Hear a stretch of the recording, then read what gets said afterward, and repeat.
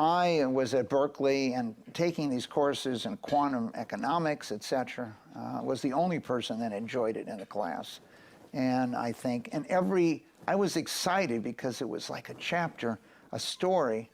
In every class, we got new algebraic formulas on how the world worked that we could put in, and our computers, our 360 was about as big as this room at that time.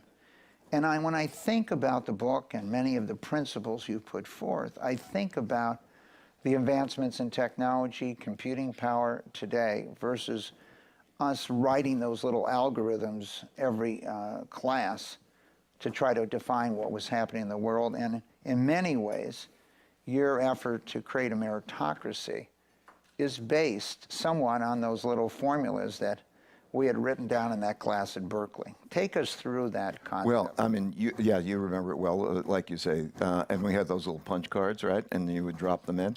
And then I learned what regression analysis was, right? Wow, and that was the key to discovering everything. You know, you just put the data in and you got the two independent variables and it explained it, and then you understood it. And but at the time, yeah, I mean, literally, I would have colored pens and rulers to plot my graphs, literally operating that way. But, and then I remember when I started my business, you know, which was in 1975, I had an HP 67 calculator. So you put the little thing in and you type in and you got the regressions, and that's where it started, right?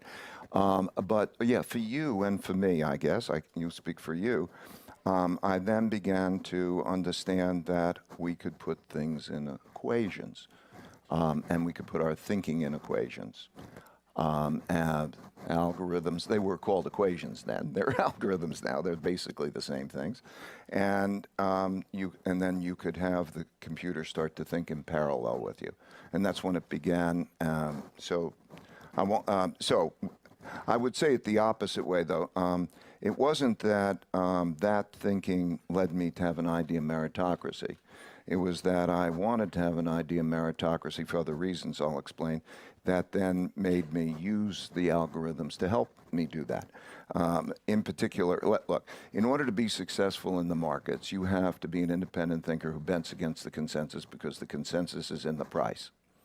So, and also nobody's good enough to know themselves that they can all the answers. So, you know, I learned by having, you know, the shit kicked out of me a fair amount of time. I learned a certain amount of humility, and then I knew that I didn't have enough of the right answers, so I wanted a bunch of independent thinkers. And so when you get independent thinkers, then how do you get past that? And you know, you're going to want to have an idea meritocratic process. And then what I found is that algorithms allowed me to do that, because rather than think about what decision we were going to make at any point in time, we would think about what the criteria for making the decisions would be.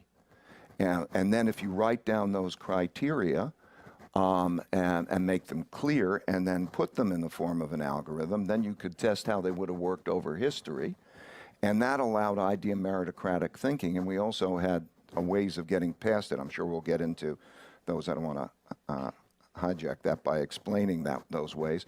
But that led us to use algorithms to have an idea meritocracy, to make better decisions than any individuals could. And that's been really the key to the success. It's in the work principles here, and it's one of those things that I really want to emphasize, because I think we're now in an era in which, when we talk about open source and such things, we're now in an era where idea meritocratic thinking can be then systemized to produce better results than any individual can produce.